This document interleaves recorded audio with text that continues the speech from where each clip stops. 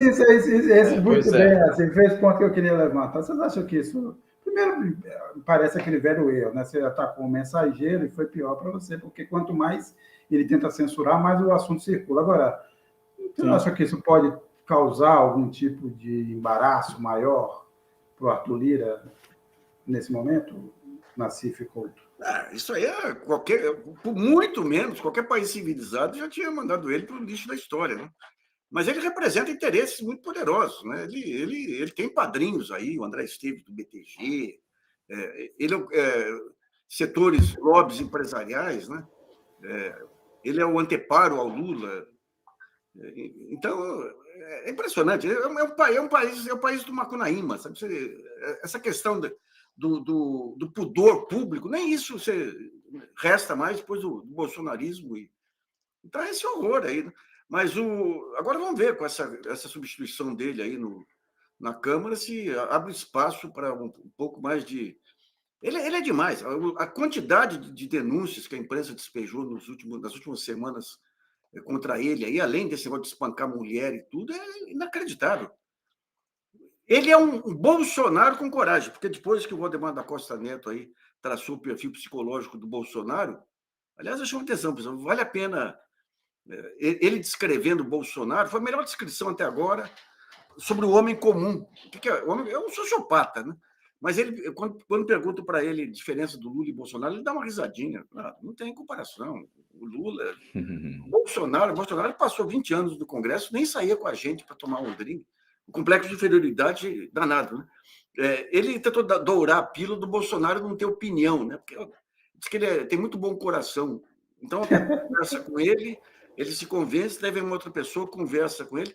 Ele jogou o Bolsonaro, olha, melhor do que essa descrição psicológica do Bolsonaro foi só a Michele tirando um olho da deputada lá para provar que em terra de cego, quem tem olho é caô. Foi um milagre, foi um milagre. Ela operou um milagre. Couto. Olha, o que eu posso dizer, né, nesse momento aqui? Eu estou meio chocado ainda com essa história do olho, né? O Nassif falou desse negócio do olho agora, e eu estou meio chocado. Agora, eu acho que, na realidade, o Lira, ele, enfim, mostrou nessa operação toda, que acabou culminando na aprovação da reforma tributária, um papel institucional tremendamente importante, né? Ele foi um ator fundamental para que essa aprovação acontecesse. E acho que talvez, paradoxalmente, ele até tenha feito esse jogo, né, pelo fato de que ele justamente naquele momento se via muito acuado, né? A gente viu surgir ali todo aquele processo de investigação da Polícia Federal, mostrando os vínculos dele com aqueles seus assessores lá em Alagoas, aquele livro caixa que mostrava a destinação de recursos, digamos, numa contabilidade informal, né, para o Lira, para sua família, e aí ele precisava sair dessa posição de quem estava constrangido e que vinha até aquele momento basicamente chantageando o governo, e se colocar na condição de um Lira, digamos, estadista, né? Um Lira preocupado com os interesses de longo prazo do país e tudo mais, como teve o Rodrigo Maia na reforma previdenciária, alguma coisa que ele transformou numa agenda sua, até porque se fosse depender do governo Bolsonaro não teria sido aprovada, né? Ele tentou fazer a mesma coisa agora com a reforma tributária, pelo menos naquilo que diz respeito à tramitação na Câmara, conseguiu. Só que, vamos, o telhado dele é de vidro, né?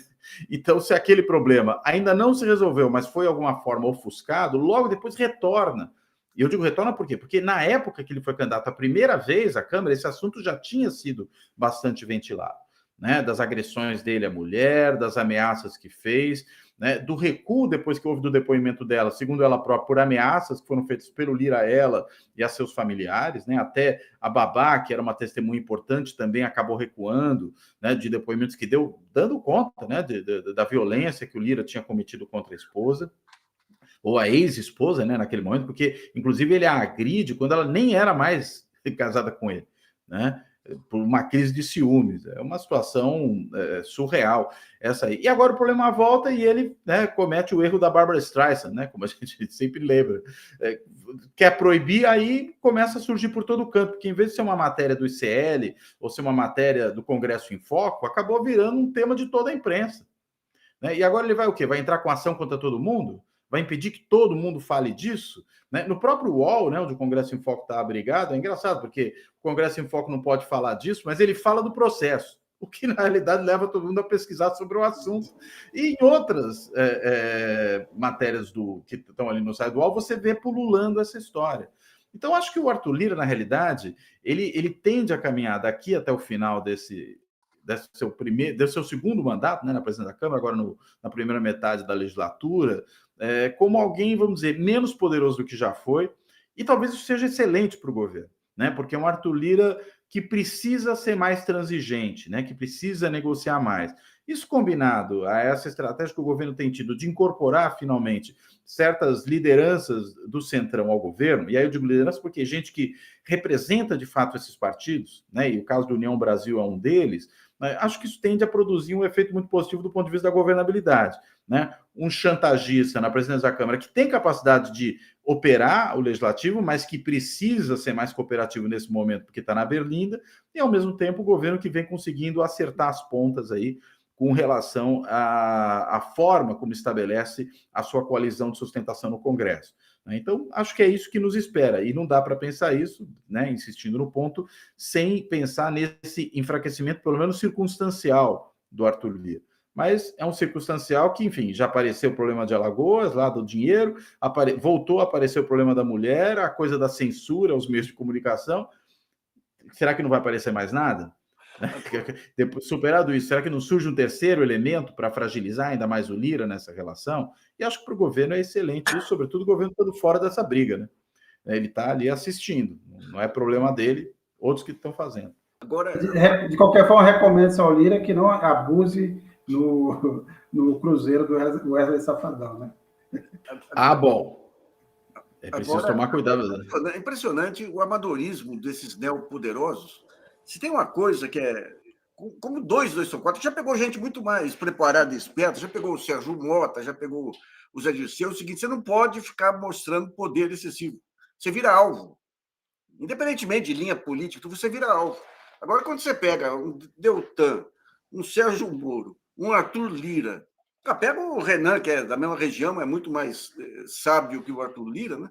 Então, essa demonstração de poder permanente do Arthur Lira, e com o negócio do Safadão, é demais, é demais. É demais. É um presidente da Câmara à altura do modelo político que foi implantado aí a partir de Temer, viu?